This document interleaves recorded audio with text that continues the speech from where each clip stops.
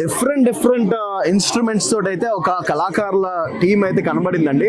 వాళ్ళని అడిగి తెలుసుకుందాం అసలు వీళ్ళ దగ్గర ఉన్న ఇన్స్ట్రుమెంట్స్ ఏంటన్నది. హలో అండి, నమస్కారం. నమస్కారం అండి. ఎక్కడి నుండి వచ్చారండి మీరంతా? మాది ఉమ్మడి పాలమూరు జిల్లా, వనపర్తి కొత్త జిల్లా.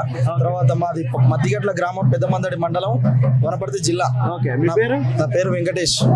నేను వేసిన పాత్ర వచ్చేసి భార్గవి రాముడు. ఓకే, శ్రీ రేణుకా ఎల్లమ్మ పాత్ర. Okay okay.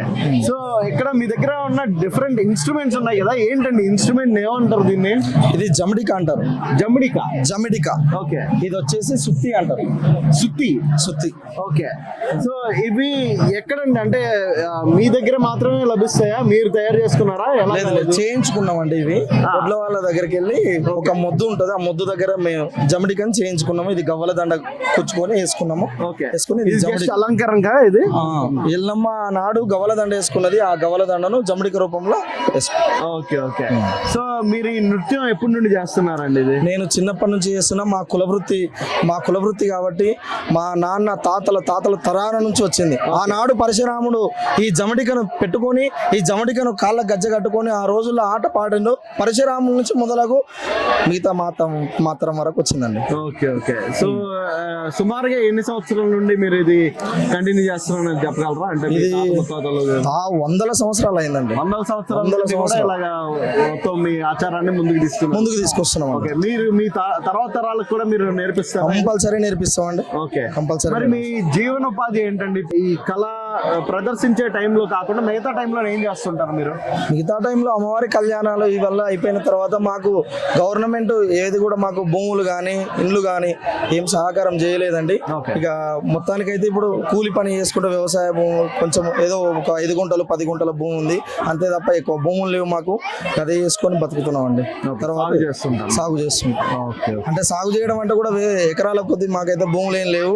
అమ్మవారి నామస్మరణోపం చేసుకొని ఉంటాం. కానీ మేము వేషాలు వేసుకుంటేనేమో రాజులం అయితే, పరశురాముడు ఎల్లమ్మ, శ్రీ రేణుకా ఎల్లమ్మ, భార్గవి రాములం అయితే కానీ మా బతుకు మాత్రం ఆడనే ఉందండి. Okay okay. సో మీ దాంట్లోని మరి ఆడవాళ్ళు ఎవరు ఉండరండి? ఆడవాళ్ళ రూపాన్ని కూడా మీరే ధరిస్తారా? రేణుకా ఎల్లమ్మ, శ్రీ రేణుకా ఎల్లమ్మ పాత్ర. ఓకే.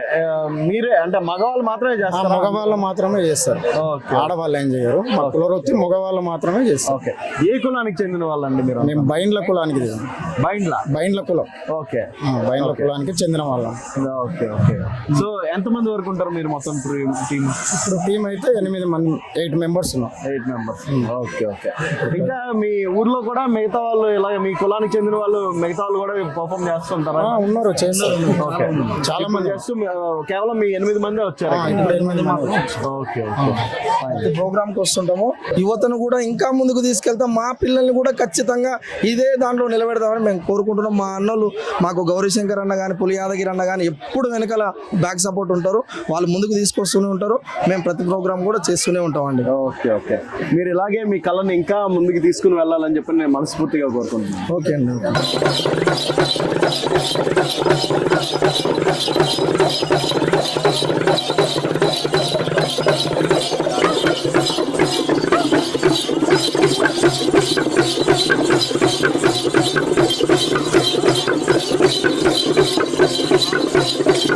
మేము బైండ్ల అనేది గ్రామ దేవతల పూజారులము. షెడ్యూల్ క్యాస్ట్ లోని ఎస్సీ బైండ్ల మేము ప్రధానంగా ఇలాంటి జీవన వృత్తి లేనప్పుడు మా వాళ్ళు చిన్న చిన్న పనులు చేసుకుంటూ వ్యవసాయం చేసుకుంటూ జీవనం చాలా దీనమైన స్థితిలో ఉన్నారు. వీరందరికీ కూడా ఎక్కడ కూడా భూములు కానీ ఇలాంటి ప్రభుత్వ సంక్షేమ పథకాలు కానీ ప్రభుత్వ కార్పొరేషన్ పథకాలు కానీ ఏవి కూడా వర్తింప జరగవు. 1 గుంట 2 గుంటలు 5 గుంటల భూమి తప్ప ఎకరాలు ఎక్కడ కూడా ఇలాంటి ల్యాండ్స్ ఉండవు. వీళ్ళు వ్యవసాయం కూడా కూలికి పోవడమే జరుగుతుంది. సొంతంగా వీళ్ళకు భూములు కూడా లేవు. ప్రభుత్వము ఇక నుంచి అయినా ఇలాంటి కళాకారులను, ఇలాంటి కళలను ప్రోత్సహిస్తూ ప్రభుత్వం నుంచి వచ్చేటువంటి సంక్షేమ పథకాలు కానీ ప్రభుత్వం నుంచి వచ్చే కార్పొరేషన్ లోన్లు కానీ వీళ్ళకి మొదటి ప్రాధాన్యతగా ఈ కళాకారులకు వర్తింపజేస్తే వీళ్ళు కూడా ఆర్థికంగా అభివృద్ధి చెందుతూ ఉంటారు.